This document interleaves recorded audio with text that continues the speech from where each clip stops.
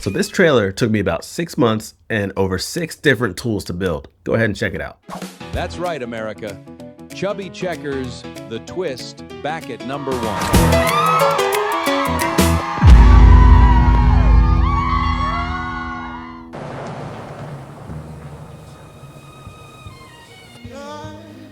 It's beautiful down here, but they say there's opportunity up north. I think it's time we leave this place.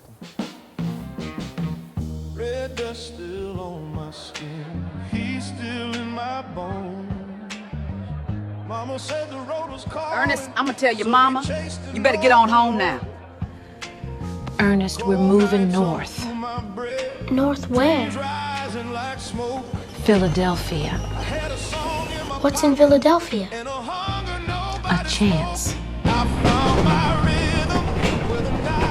All right, Ernest. This is home now. It might not look like much, but here, you can be whatever you want to be.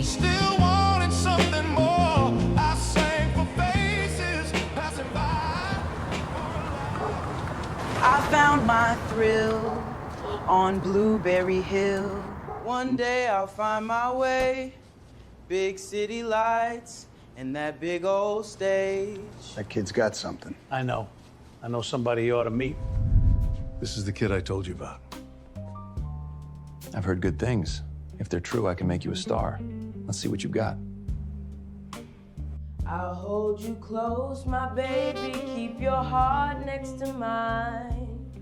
He sounds just like Fats Domino, but he's a chubby checker. You get it? Chubby Checker. Chubby Checker. Chubby Checker. On, Chubby Checker. Chubby Checker. The Twist. Extra, extra! Read all about it! Oh, come on, baby. Let's twist.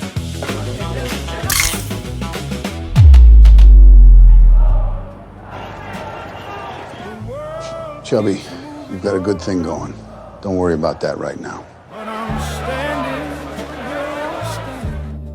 They're not really dancing together, but I still don't like it. Now, Ernest, I know you love her. I just don't know if this is such a good idea, baby.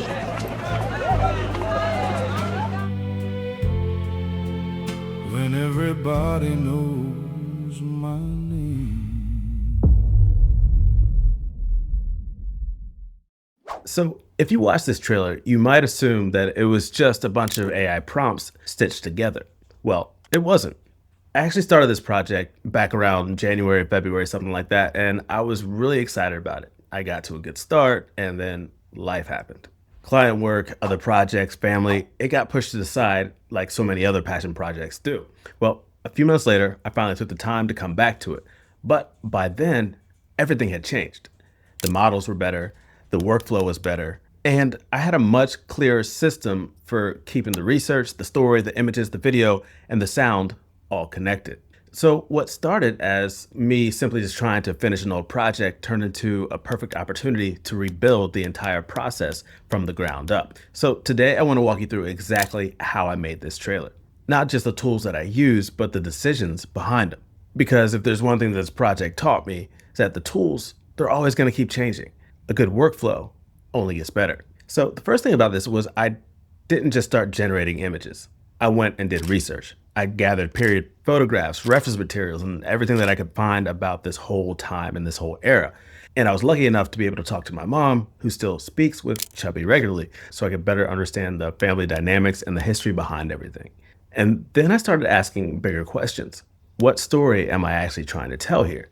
What's the emotional journey? What moments matter? What different things can I show to tell this story? And what should I leave for the audience to imagine? AI makes it really easy to just jump into making the images and videos. We've all done it, but I've learned that if you don't know what story that you're telling first, you're just collecting pretty visuals and pretty shots. And a beautiful image doesn't automatically become a beautiful shot or a film. And the other thing that I realized is that I wasn't making a movie, I was making a trailer. And these two things are completely different. A trailer has a few jobs. It has to introduce the world, create emotion, and leave people wanting more. And all this has to happen in just a couple of minutes. So I actually spent time studying trailers a lot before I built mine because this isn't the area that I specialize in. So it was a whole learning curve that went along with this. And that completely changed how I approached this edit. So once I understood the story, I needed a way to keep everything organized, which I always struggle with. And this is where Codex really became extremely valuable for me. So it kept the research, the files, the beat maps, the previous generations, all that stuff pointed to it. It had all that information ready for me whenever I needed it. Earlier this year, I would have been jumping around between my external hard drive and all the different places, just trying to figure out where all these files lived. But with Codex, everything stayed together and it knew where everything was. And it just let me focus more on the creative side than the organizational side of things. And that was the main thing that I got out of it. Well, one of the main things that I got out of it is that it gets all the busy work out of the way so you can really focus on the shots and the filmmaking. So once I had the story, I started rebuilding the visuals because it had been a while. Before I spent all these credits just generating video, I wanted to make sure that the shots worked. And for most of this exploration and the new shots that I was building, I was using the OpenAI GPT-2 image model. And it let me experiment with different compositions, different lighting, different camera angles, and different moves without jumping into the Higgsfield MCP and using my credits over there. Now, that's one other area that was huge in this process, is that at the beginning of this, there weren't MCPs. Cloud Cowork had just come out, it could go out to Chrome and start to build these images and all these stuff for you. But now, with the integration of MCPs, it brought everything into one platform. So I could connect the Kling MCP, I could connect the Higgsfield MCP, I could connect the 11 Labs MCP, and the list goes on. And that changed a lot of how we work. Because instead of jumping around to different tabs, different browsers, different all these things, just trying to get your creative process down and get different generations down, all of that started becoming within one platform. And that was huge. So getting back to the images, I really wanted the images to feel real, not just generated. So I kept talking about different things like leading lines and foreground elements and interesting perspectives, layers within inside the frames, and even those little imperfections that make an image feel real. And then I handed it some references of different photographers and different films that gave me inspiration, like Gordon Parks or the US versus Billie Holiday, different things like that. And it kept that information in there and we could build from that. Because one thing that I've learned over time is this, that if a still image isn't working, motion usually won't save it. You'll spend more credits creating a moving version of a weak shot. So once these stills started working and I was getting the look that I wanted, then it was time for motion. So for this trailer, most of the video came from two models, Seedance 2.0 and Kling 3.0, especially with Kling 3.0 Omni. But I wasn't just randomly switching back and forth. Each model had its own jobs. If I needed energy and movement and a lot of stuff happening in one scene and action and fights and whatever, which wasn't in this project, but I would use Seedance 2.0. Now, if I needed subtle acting and dialogue and natural facial expressions or just a push in on a clean shot, I would use Kling. Because people are always asking, like, which model is better? And honestly, that's the wrong question right now. The better question is, what does this shot need, or what would tell the story best in this situation? And once you start thinking that way, you waste a lot less time and a lot fewer credits, hopefully. So one of the other things I did with this trailer is I switched the visual style at a certain point. So for the early Ernest Evans, Chubby Checker, Young Chubby scenes, they have muted color, like a softer contrast and a vintage film feel, kind of like the US versus Billie Holiday. Then as he becomes Chubby Checker, the fame and everything, the film shifts to more black and white, almost like you're watching history unfold, like documentary footage. So that wasn't just for style, it was to help me tell a story without saying exactly what I was trying to do here. Did it work? I'm not sure, but that's what I went with. And those little visual choices, if done well, which I don't know if I did it or not, they can add a lot to the story without you having to actually say it in words. So once the picture was coming together, the next whole layer of this thing was sound. And for a lot of this, I used 11 Labs to build the atmosphere around the images. Now, a lot of these models already have the sound baked in. Well, the ones that I was using did have the sound baked in, but sometimes there's that extra layer that you need, or sometimes it doesn't hit quite right.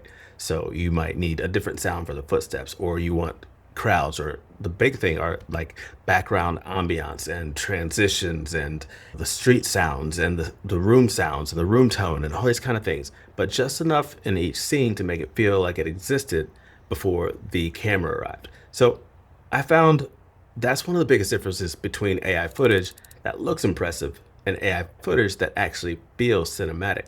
And I'm not the best at this. I've got some friends that make amazing trailers, like the sound design, the feel, the emotion, the pace, everything is just amazing. I'm not quite there yet, but just adding these layers really helps out a lot, because the image gives you something to look at, but the sound gives you a world to really step into. Now, the last layer that I can't even start to touch on are the performances, because that's a whole lesson within itself. But the basic idea, without going too deep into this, is don't think about building just a face. Think about it as building a character. And with that character comes the voice, the intonation, the different things like that. And this was a process. This is a process of building out the voice and then getting that voice, putting it to a character with some of the lip sync tools in 11 Labs, and then taking that character with that voice, dropping it back into Seedance, dropping it back into Kling in order to keep that continuity between your shots. But that's a whole other process that I can't get into now. Hopefully I'll get into that soon, maybe in another video, definitely in my school community. But that is one thing that if you can land that, if you can get that whole process down, it takes you to the next level. So looking back, the biggest improvement wasn't one specific AI model. It wasn't Seedance, it wasn't Kling, it wasn't even Codex. It was finally having a repeatable creative workflow, or at least amplifying my creative workflow. So research first, story before prompts, images before motion, the right model for the right job, and then sound that supports that world. And that's really what this trailer became. Not just a finished project, but proof that the workflow matters more than any individual tool. The tools are going to keep evolving, probably faster than any of us can keep up with. But if we build solid creative processes, then we'll be able to take advantage of every new model that comes along. So if you'd like a deeper dive into any part of this workflow, whether it's the trailer structure, the image creation, Kling versus Seedance, sound design, or character consistency, let me know in the comments. All right, well, thank you for watching. Please like, subscribe, do all those things, and we'll see you in the next one.